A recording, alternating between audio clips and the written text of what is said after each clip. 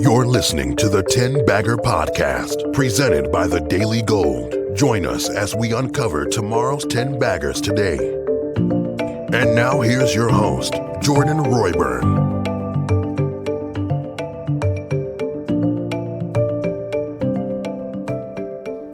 Hey everybody, welcome back to the 10 Bagger Podcast.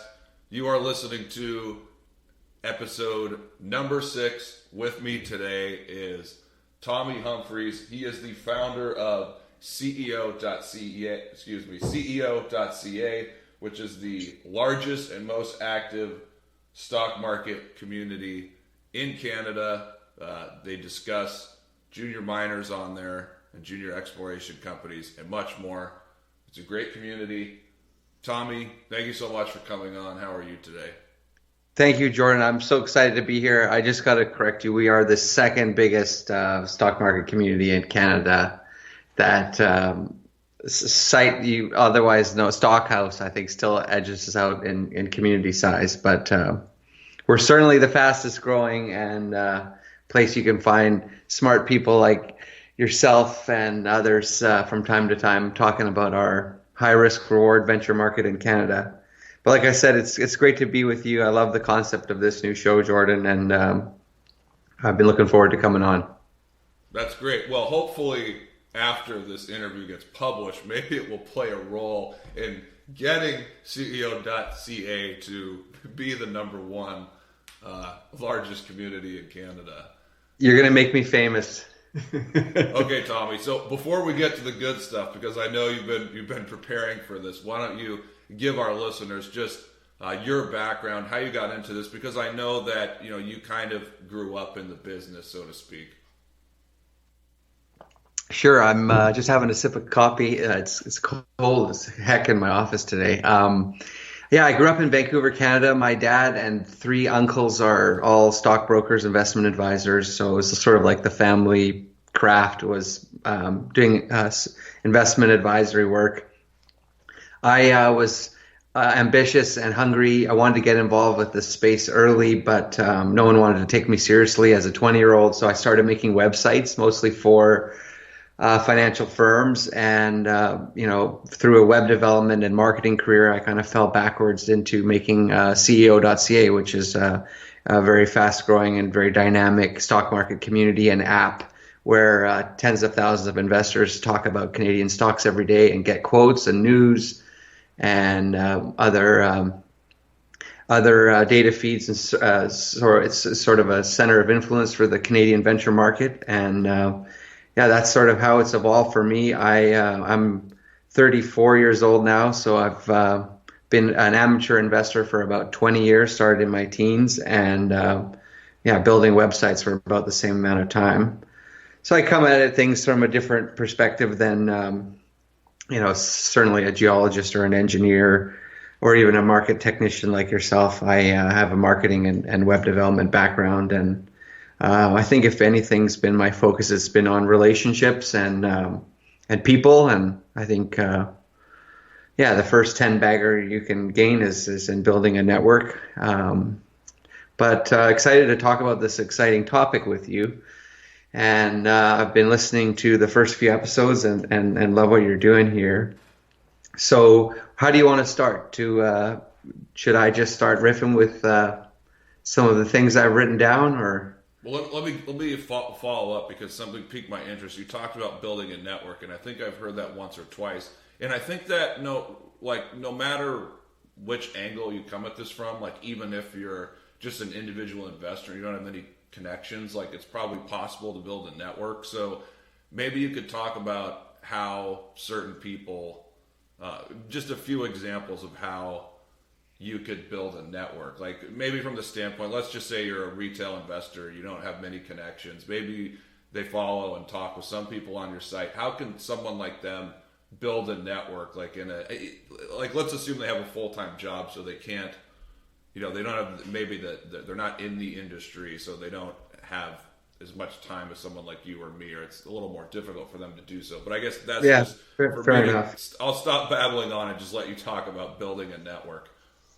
Well, a few things I would say. I mean, social media is amazing for it. Twitter, my website, LinkedIn. There's a lot of financial experts sharing content. There's tons of free content online. One of the mistakes that I made early on in my investing career is I really thought that that the gurus were everything, and that they were successful because of the grace of God or some genius. But I realized that it's more staying power that drives success than anything, it seems like. And I wouldn't put too much stock in any one voice or opinion. I think the secret for me has been synthesizing the opinions of many people, coming up with my own perspective with other sources.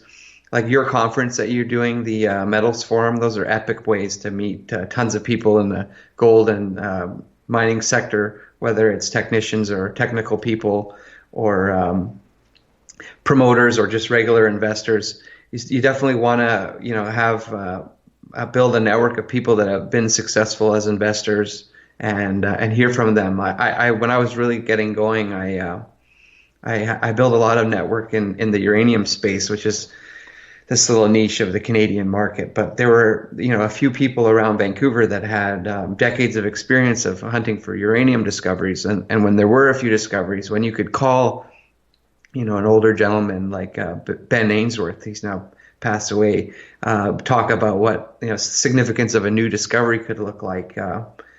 It really helped me know what was real and what wasn't. So going to conferences was a huge thing for me. And then obviously social media, I think, is another great place to do that. It's easy to fall for following the legends of the mining sector, and I think it's probably not a bad thing. There's definitely a lot of money flows around the billionaires in the space, and people like Ross Beatty, they're amazing operators. But people that come from generations previous, they have already their close networks and their friends that they seed early in deals. And I think there's something to be said about finding peers that are your own age. And I definitely subscribe to the quote that you get rich with people your own age. So just meeting as many people as you can, and having a reason to meet people. For me, it was because I was a publisher, and I was really active, going to a ton of shows, and I was active on social media. I feel like you can build a network from scratch in not too much time. And I mean, I don't know how long we've known each other now, but it's probably getting close to 10 years because we met at a conference somewhere. I can't remember the moment we first met, but it's amazing how quickly time goes by, and the network really compounds over time. I'm sure you feel the same way. Yeah, I totally do. Now, okay, so let's take that and talk about 10 baggers. I mean, one question I like to ask everybody, and I know, let's focus on junior mining because I know you've invested in some deals that are tech and some other things. But as far as junior mining, which area would you focus on as far as 10 baggers? Do you prefer exploration plays, early stage things? Or, I mean, how do you feel about developers or post-discovery or optionality plays? Or do you focus on an individual commodity, like you're really bullish on uranium or silver? How do you think about those things as far as, or when you're trying to assess a potential 10-bagger? It's a good question. I don't think there's a one size fits all. And if it was obvious, if there was an obvious formula on what's going to go up 1,000%, I think money would flow to those sort of ideas, and the returns would go down. So it's a bit of a crapshoot looking for 10 baggers. And what you just described, the different setups you described, are all possibilities. I think, from my standpoint, I actually did some work in the last few hours just looking back at some of the 10 baggers that I've been fortunate enough to be involved in. Just to even step back, further back, I spent 15 years, like from when I started buying stocks to when I had my first double, if you can believe that. And part of that was because, like, when you're young, you're really impatient. You sell quickly. It's hard to think past a few weeks or months. And also it was about luck, and I didn't have the expertise. But I really felt I kind of got discouraged late in that 15-year period. Like, when is this ever going to happen? But it started to happen. I actually I've had probably a dozen or so 10 baggers in the last 5 years that I've been fortunate enough to be involved with. Some that went 20 and 50 and 100x, which is crazy thinking about. But staying power is so important. So the things that have worked for me, like the discovery setup is obviously the riskiest and most unlikely. Mining is a business that's predicated on risk, and if you're buying a discovery or a junior pre-discovery, you're betting on that likely outcome is failure. So if you're lucky enough to have a big discovery in a stock you own, you certainly can get enormous rewards, and I've seen that. But that's been really like the exception in my experience with these 10 baggers. I've had the most success by just having a relationship with the management teams or knowing the people that are getting involved with some of these really small cap companies and getting a sense for their commitment and their caliber and their quality as management teams. Like these 2,000 or so junior issuers, they're largely orphaned, right? And there are no revenues, so no analysts are covering them. But and when the bear markets come, they're priced. They're so cheap they can often trade under cash and or close to it. And so if you have a sense of the management quality and the management commitment and management focus, and you can buy something that's close to cash or that's cheap and get a decent sized position, I mean that. Management has been the biggest driver for me in 10 baggers, and new management taking over a deal, new management having confidence to promote a story, and having the track record. Like if my first and probably biggest mining success came from a young guy that he wasn't even 30 years old, but I just knew he was so charming and charismatic and hardworking that I could buy a big position in his company, and I think the market cap was like $1.3 million. And I was just like, this guy, if people knew how capable he was, the story would spread. And so that was my feeling when I got behind him, and he sure enough was able to recruit a better team, promote the stock, acquire a better project, and of course the macro timing was right, and that story ended up being over 100x for me, which is insane. But that was Lithium X, and the CEO was Brian Pace Braga, another young guy. And back when I was like at year 15 and I had never had a double, Brian and we were in Las Vegas and driving up to his property that he'd optioned in Nevada, and I remember sort of talking about how I was discouraged, and he was like, "No, man, we're going to do it right now. We're going to do it." And God bless his optimism, because he believed more than I did. And anyway, that was the beginning of a great run. So management coming on, management confidence, management ability. If you can get into a story cheaply and have a better sense than the market of the caliber of the people involved, I think that's a good way that you can know more than the market. And ultimately, if the market knew how good the guy was, they wouldn't have sold it so cheaply in the first place. So management's a big thing. As you know, the sector, the macro hype thing, that's huge, right? Ian Telford, the Goldcorp architect, he had the quote that, when the mining market turns, it's like trying to pour a whiskey bottle into a shot glass. There's so much money that pours all over the table. There's just not that many mining stocks and junior mining stocks. And so when it's game on for gold and resources, everything is going to go dramatically higher. It's like if a 5 million market cap explorer has a good project and team, it may very well trade at 20, 30, or 50 million with no fundamental change other than macro investors are all of a sudden excited about the sector. So having the timing right in the hype cycle is huge, and that's again more probably a matter of technical analysis and just sticking around the game to benefit from those sort of situations. I think I've done really well being early in stories, and that's again a function of the network. But if you can get into the seed rounds or the A rounds of some of these companies, or get involved in early stage, but before the grand plan unfolds and the wind's at your back, you can do extremely well. There's also the situations like when companies are really hated, or sectors are really hated, that that people just sell a name out mercilessly. And we've had many experiences where a deposit that's had $200 or $300 worth of drilling is sold down so badly that that's trading at $30 million, a tenth of what the money that went into it. And if you can buy a deposit like that in an unloved moment, it's not illogical to think that if the market believed in the space again, that it could trade at least at the money that was invested in it. And so our mining sector is amazing because of the no revenue in these junior stories. When they're sold down, they often are sold down to oblivion, and it happens time and time again, I think. So when a company when you have a situation like that, and you can buy in the market or even in a private placement with warrants and leverage, you just have to wait, and you can do pretty good. There's obviously discoveries are rare, but they're where all the wealth really, where a lot of wealth is created, and the neighbors, the proximal stories, like big discovery in Canada was NextGen Energy, but they were the neighbor to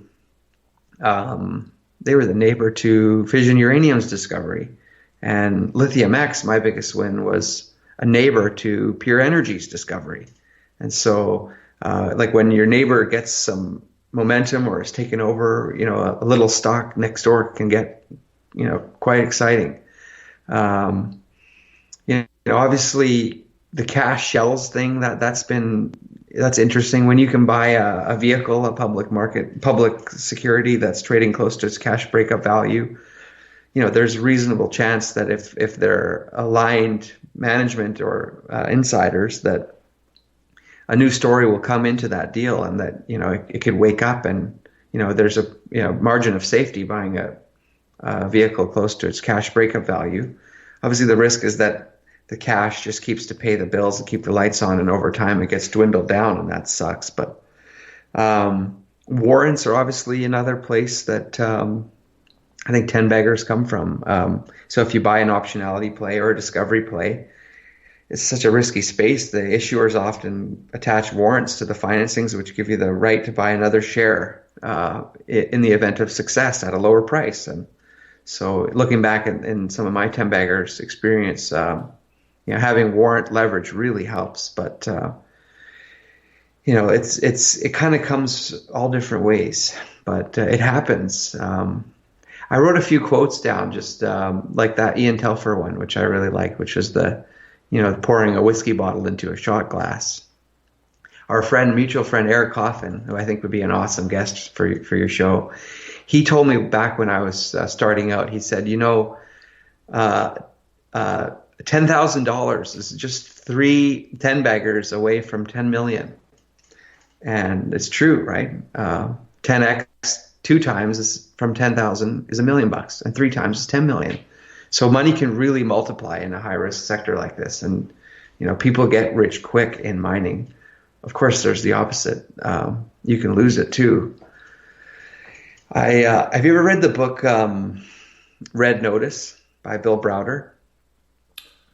No, but I think that title rings a bell, and the name rings a bell. It's really cool. It's about a hedge fund manager that went to Russia and after the fall of the Soviet Union. And he wrote a quote which I liked, which was, "The 10 bagger is the financial equivalent of crack cocaine. And when you find one, you're addicted for life, So, our space is not like typical investing where, my dad and uncles, they're trying to get 5 or 10% returns every year, reasonable return with lower risk. And, we're swinging for 500%, 1,000%, 10,000% returns, and taking much higher risk on companies that aren't really businesses. I'm sure you trade some producers, but exploration companies are consuming capital to try to create wealth, and so you definitely want to have a low enough price when you're buying that that you can get enough of the company that if they are successful, that you can make a decent amount of money. So price is really important. And if there isn't a 10-to-1 potential in your story, you probably shouldn't be taking the risk for it, because it's a high risk game. And because it's a business predicated on failure, you're wise to sell. There's been a lot of times I've had a 10 bagger in the market that didn't last, right? I'm sorry to interrupt. Can you give? I was gonna ask you. Yeah. Can you give an example of one of those, and also how do you know when to sell? Because I think that's so important. And Debbie, would you sell like fractions along the way, or what are your thoughts on that? The best thought that I have about selling, I don't know if it's wise or not, but it's worked for me. And it's like, how much of this stock would I buy today at the current price? So if I bought a stock for 7 cents and it's trading at 70, and now my $10,000 position is 100,000. If my portfolio is only 200,000, do I want to have 50% of that portfolio in one name? Would I buy it at 70 cents? So I guess I'd say I'm a fairly aggressive seller, and I try to stay disciplined. Like, would I buy this today at this price? Would I put this much money at risk? Because you have to let it ride to get the benefit of it. But at the same time, wins are sort of rare. So I just I don't want to. If your entire net worth is in this space, you're really gambling, right? And it's important to have discipline about position sizing and not have all of your eggs in one basket, or even close to that. I have considerably more money than I used to, but my average position size is staying the same. Like, I'm putting small amounts of money at risk, and if I'm lucky enough to make a win, I'm fairly quick to get my bait back, to sell, at least get my principal back and some. But I really think if a position becomes a considerable amount of your portfolio, you got to ask yourself, would you buy that? If you didn't own that position, would you buy it today? And with that much size? And if the answer is no, then what are you doing, right? So that's been a pretty good sell motivator for me. Regarding examples for 10 baggers that disappeared all the time, with Golden Predator, we had a 16-cent financing with full warrants. I think it were like 20, and the stock ran to $1.10. And it was like a 20x. And a few months later, it was back at 40 cents. And it was still a good win. But, Sandspring, an optionality play, I think it's called Gold X Mining now. Like, I can't remember what the cheapest fills that were 7 cents or 10 cents. And stock ran to 85 and back down to 17. And so it's happening often. The share price is dictated by supply and demand on the shares, right? So financings are really important, and free trading stock is really important to the supply and demand. Like, if a company raises $1 million at 10 cents a share, there's a mandatory 4-month hold on that financing paper. So if the stock goes from 10 cents to $1 in the meantime, in 4 months and a day, there's going to be 10 million shares that were paid 10 cents for that are now worth $1. So the $1 million of investment is now worth 10 million, and it's got to hit the market for anyone to realize that gain. So knowing supply and demand is so key for selling, and knowing when stock is coming free trading and how much it's worth, like how much potential selling can the stock absorb. You can pick that up from average volume, and if the issuer is smart and the stock is appreciated, they'll arrange crosses at the free trade date and try to get some demand to soak up that supply. But it can hit a stock like a ton of bricks, right? And that's another thing about financings, is the size of the financing. Like, if a company raises $100 million and then the stock goes up 10 times, that's $1 billion of potential. Well, 900 million of profit, $1 billion of potential stock for sale. So 10 baggers, I think, are more often found with smaller companies and smaller financings. And if 5 or 10 or $20 million is being raised, it's hard for me to fathom that that's going to be a 10 bagger in short order, because of the potential supply that will come on stream. So I like small stocks, obviously, with with tight floats. I think everyone's going to say that on your show, right? But yeah, stocks go 10 times when the supply is tight and demand is awesome. So anyway, what else? What else can we? Let's get into some companies, because I think you had a couple or one or two ideas that you'd be willing to share. Yeah, well, I'm really reluctant to potentially pitch what could be a 10 bagger, because like if you're a smart investor, you know that that's an absurd prediction, right? It's absurd. If it was going to be a double, it's an absurd prediction from investment purposes. So like take what I'm saying with a huge grain of salt, And I'm not a genius or even a pro investor in the space. Like I just one stock that I heard when Gwen was on your show last week, Great Bear Resources. What a great success it's been through a discovery, the real exception. And I was in that stock at 10 cents a share with a full warrant at 15 cents. And I sold it at 55 cents when I made about 10 times my money because of the warrant, because I think I was buying some real estate. So I sold out Great Bear at 10x, and then the stock went from 55 cents to $10, right? So I'm not a genius, and when you get something really good like that, the practice that you have of selling always and early comes back to bite you. So, what can I say? Where is a 10 bagger going to come from? It's something that's hated. It's something that, the market isn't appreciating now. It's something that could have a big discovery, or that where the management is good. I looked at, I looked at all the 10 baggers I've had, and, you need to have new management or know more about management than the public. You need to time the hype cycle or the macro cycle really, really well, which is luck. You need to be early. So where could that be today? If it was obvious, it wouldn't have 10 bagger potential, right? And so like if we get the good hot gold market, everything in the junior mining sector is going to rip, and you'll get doubles, triples, and quadruples even in the worst stocks, and the best stocks will probably return 20 or 30 times. I mean that. I think there's just so much money out in the world, and our sector is so small that there's a good chance that we have the whiskey bottle coming into the shot glass, and everyone who's in this space makes money. But that's for the last 10 years, that was 2016, that was 2011, 2010, 2011. But it's been a while, and so you could miss that, and then you're on the other end of a 10 bagger, which is the 10 sagger, right? Where you lose 90%.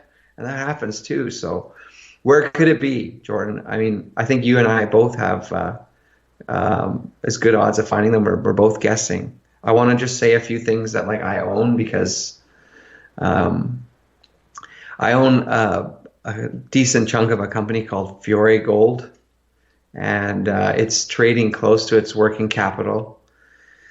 It has about a 40 million Canadian market cap. It has one producing mine. It has one quality exploration project, both in Nevada, that's fully permitted. It has a third asset in Washington State that's a multi-million ounce exploration asset. It's three good assets, two in Nevada, the best jurisdiction for gold. It's trading close to working capital. Fiore Gold, F.V on the TSX Venture, is a basket case in the market. The stock looks like it's down 80%. It gets no love. When newsletters like Joe Mazumdar comment on, he said, "Oh, it's not big enough." The CEO is a good guy, but I think the negative sentiment kind of gets to him. This is a sort of story that has serious fundamental value. That if an optimistic mood came to the market, or if management got a little more excited, or a strategic investor came in, I think that it could be up 1,000%. I think it's possible. That asset package traded at $200 million in its previous life cycle. That when it was called Midway Gold. Midway Gold went bankrupt, right? And this is the restart. So like Fiore's hate it. It could be the sort of story that delivers 1,000%. It has fundamental value. I own a pretty big chunk of it. Where else? Gwen mentioned Vizsla Resources on her podcast with you last week, and that's one that I own a pretty good chunk of it. It's got a really exciting big silver prospect in Mexico, and its valuation I think is about 25 million or so. And the things against it are it has a big option payment. It needs $50 million to exercise its option within 2 years to buy its project. And it's in Sinaloa, which is a scary state for a lot of people in Mexico. But there's comps in Mexico with $1 billion market caps, and 25 million for Vizsla might look really cheap, right? I own Banyan Gold in Yukon, which has a really solid management team, and it's about a 4 or 5 million valuation for a good exploration project, an excellent team in Yukon with access to the capital market. That sort of story, I think, trades at 40 or 50 million in a good gold market, even if they don't have a bonanza discovery. If they have a bonanza discovery, then we'll make 30 times our money. But it's like throwing darts. I mean, anything's going to work if our timing is good, right? And I'm curious, like, what do you think could be a 10x? Because you're smarter than me. Well, I don't know about that. Your track record in finding 10 baggers is pretty good, but I'm not giving out my ideas on the show. I'm just I forget you charge for them. Yeah, I charge for them, and at the same time, I can just listen to what everybody says and then just do my own research and pick the ones that I think are going to become 10 baggers. But just on the macro, I mean, a couple things that I've thought about that you've said, the Ian Telfer quote about a bottle of whiskey going through a shot glass. That's awesome. And I like what you said earlier about how like companies with a 5 or 10 million market cap, just in a good market, can become a 50 million market cap. And you gave the example on that Banyan Gold. You know that like I've been a little too cautious at times and have kind of been a curmudgeon on the market for the last several years. It's served you well. I think that right now things are setting up so beautifully. I think 2020 is going to be an excellent year for gold stocks, and I think with respect to the juniors, if I'm right about GDX and GDXJ and they break out of these huge bases, the juniors are going to follow that move, like the smaller juniors that you're talking about. So there's still, you still have time right now. Like what I should say is now is exactly the time that we should be looking at these types of names, because if I'm right and the gold stocks break out of these huge multi-year bases, obviously money will flow into the big names, but it will definitely flow into the smaller names and the small juniors, as you know. And that Telfer quote, that 2020 could resemble that in the junior market. Your conference is going to be in a stadium, Jordan. It's coming eventually. I just don't know when. I think another comment, like I probably haven't done enough justice to the word promotion, right? And when I said new management driving 10 baggers, it's promotions. It's new management having the confidence to tell the story to investors that haven't heard it yet that might buy the stock. And it's having a compelling story and a compelling storyteller. Promotion drives the price of pre-revenue stocks. So having a promotable name, a promotable idea, and a good promoter is just so important. And then the other thing, I have a mentor who I met early in my mining investment career, and it was amazing. I attended this lunch for a junior, and I sat next to this guy, and he just, he was so smart. He became one of my best friends, and I so sucked knowledge out of him. He's a prospector, and he said, like, when the market's good, when the boom times are on, you still have time, and if you're connected to the names that are at the Metals Forum and you're following newsletters like yours on CEO.CA, you'll be able to move faster than the market, and you'll be ahead of the general public that's starting to pay attention to these space. So if the boom really happens, there'll be opportunities for us to still buy things cheaply, and that will, little juniors that they're not all going to go up in a minute, right? So it is a great time to get involved now. But if things really boom, the fact that you follow the companies you do and the stories you have at the Metals Forum, like, there will be a ton of undervalued opportunities that you'll be able to get in after the boom starts, and they'll start popping up, big time. And I feel like there is time when the boom starts. Obviously helps to get a little position now. And then lastly, I tell everybody to be a promoter, right? 10 baggers, if a 10 bagger goes to a retail investor, the insider or the promoters are getting a 100 bagger. And it's a great space for young people because there's so few talented people in the sector. As you know, it's like, what's the average age of a metals subscriber? Probably 70. So I feel like, being a prospector, being a project vendor, being a CEO, investor relations person, there is good opportunities for wealth building careers in our sector, and especially as the boom times come, if you're right about 2020. And if it's not 2020 and it's 2021, so what? We'll still be here, right? And that's how I feel. I don't feel like I'm smart enough to predict the tides, but try to stay in the game and have enough powder to, stay alive. But technicians are really important for directional guidance. That's why I love reading your stuff. You got a better pulse of money flows than I do. And one of the people that I really value reading and subscribing to. So let's hope we're right about 2020 and 10 baggers. We'll have to change the name, like we said, to the 100 bagger podcast next year. So that 10 bagger won't be exciting enough, Jordan.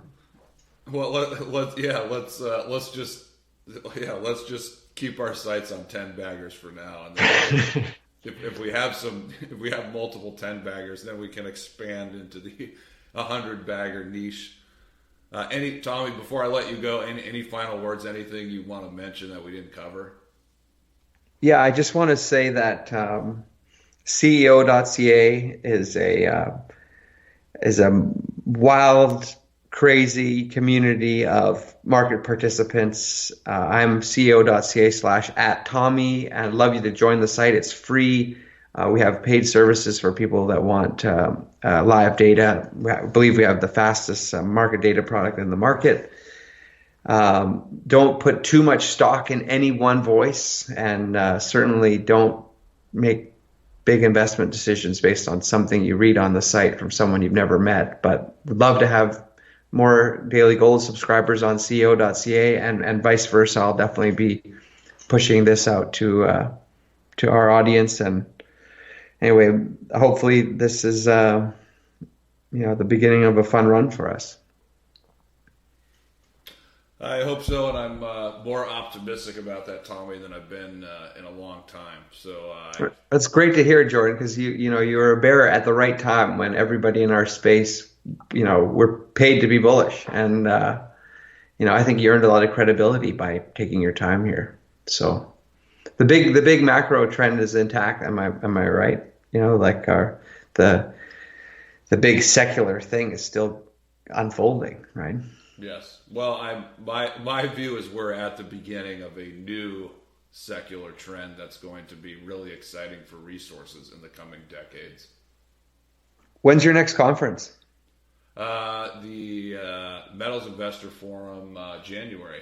So I think maybe January 16, 17, somewhere around there. I'll be there, man. Look for me, and I'll definitely say hi.